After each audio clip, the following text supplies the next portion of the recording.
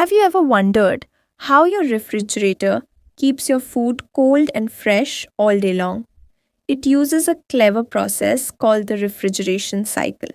Inside, a special fluid called refrigerant moves through a sealed system. First, the compressor squeezes the refrigerant into a hot, high pressure gas. That gas flows through condenser coils at the back of the fridge, where it releases heat into the air and cools into a liquid. Then it travels into the evaporator inside your fridge.